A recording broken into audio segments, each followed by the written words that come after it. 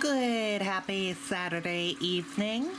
I'm Riley King, and welcome to this Saturday evening edition of the Riley King Newscast, right here on the Riley King Network. We have a lot of news to get to this Saturday evening, so let's get started right now. It is Saturday, October 9th, 2021. Let's begin right now.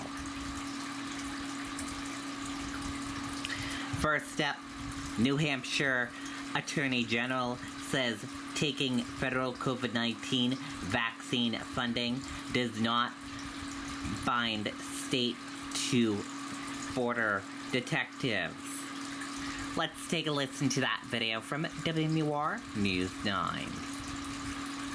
Walmart, America's largest, is hiring. Earn up to $28 per hour plus benefits working at Walmart's distribution center. Get a $5,000 sign-on bonus, but hurry, you must be hired before October 24th. Apply online today or text DC to 240240. Walk-ins welcome.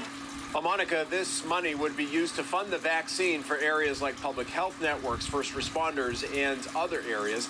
And tonight, the governor has a direct message for anyone who's still opposed to it. Shut it down! Shut it down! The video made national headlines last week when protesters disrupted an executive council meeting, forcing councilors to delay a vote on $27 million in federal grants for vaccine funding. Friday night, protesters gathered in Manchester to oppose the same issue. They and some Republican lawmakers worry if the state accepts that money, it could lead to a federal mandate like a vaccine requirement.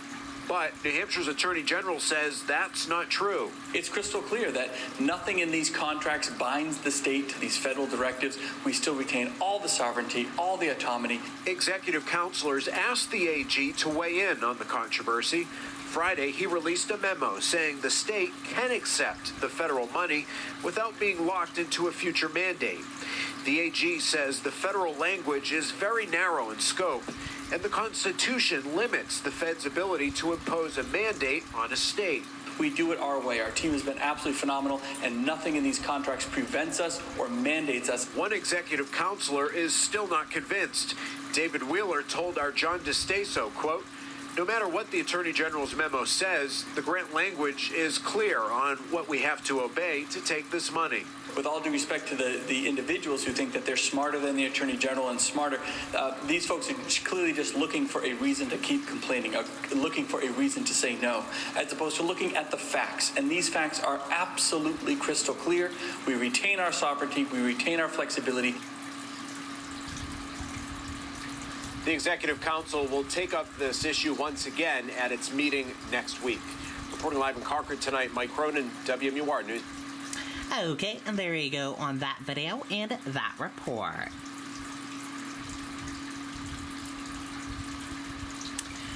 Booster COVID-19 shots readily available in New Hampshire.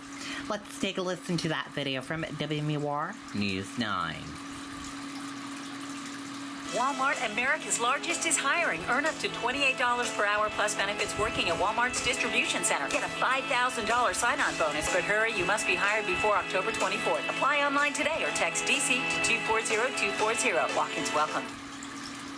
Derry Medical Center is administering about 160 COVID-19 vaccine shots a week. So we're giving a mix of boosters, first vaccine, second vaccine, and about, I would say, 30% of the shots that we're giving right now are booster shots. Many are first and second doses for people whose jobs mandate it.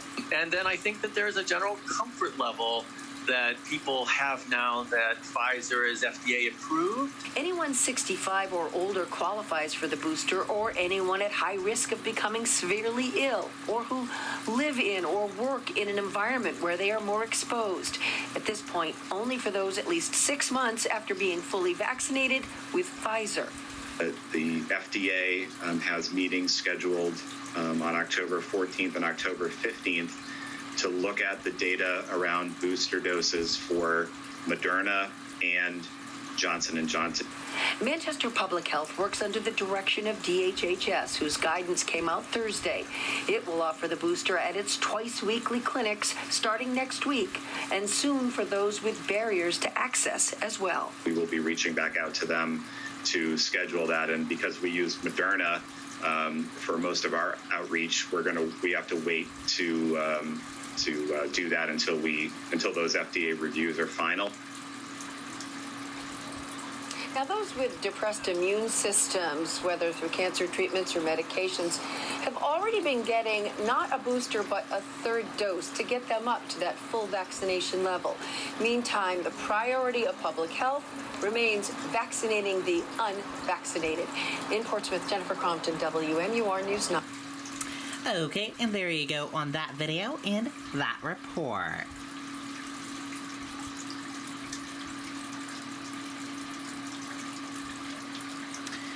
Biden administration to urge Supreme Court to reinstate the death penalty for the Boston Marathon bomber.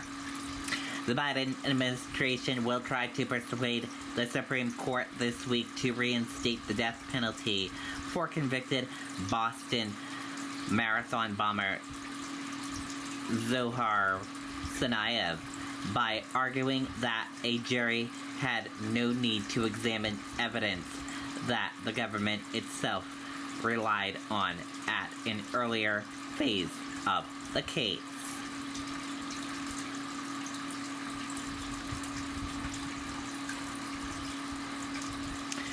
Dartmouth Hitchcock, more than 99% of employees comply with vaccine requirements. Let's take a listen to that video from WMUR News 9. Walmart, America's largest, is hiring. Earn up to $28 per hour plus benefits working at Walmart's distribution center. Get a $5,000 sign-on bonus, but hurry, you must be hired before October 24th. Apply online today or text DC to 240240. Walk-ins welcome. Well, Dartmouth Hitchcock Health says this requirement is happening to protect the health and well-being of its patients, their families, the hospital and network staff, and the community. So next month, September 30th, all employees must be vaccinated for COVID-19. The requirement will apply to all workers, including people working remotely and per diem. Staffers will be required to submit documentation that they have been fully vaccinated, or they will have to obtain and approve an approved medical or religious exemption through an established process. Now, Dr. Joanne Conroy, President and CEO, says this decision has been in the works for some time, but a recent outbreak on Cape Cod and new data about the virus sped up that process. Provincetown gave us really compelling evidence. There were close to 900 people infected. 74% of them were vaccinated. Only 7 people were hospitalized and nobody died. That's pretty impressive.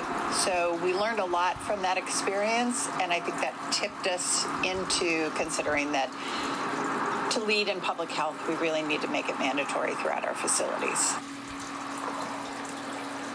And now Dartmouth Hitchcock Health already has a similar protocol in place for flu shots.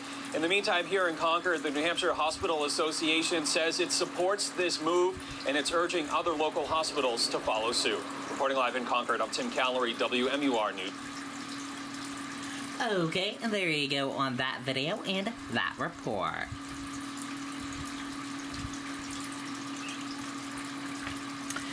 Sununu sends letter to VA demanding agency pay for gloves secured by New Hampshire company.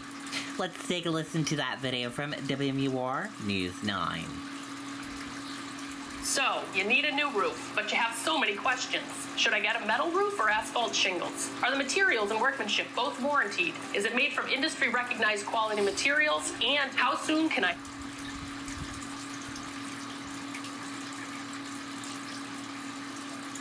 That's right. Governor Gov Sununu sent a letter today to the Secretary of Veterans Affairs asking him to make sure the VA follows through with that promise and pays for the supplies.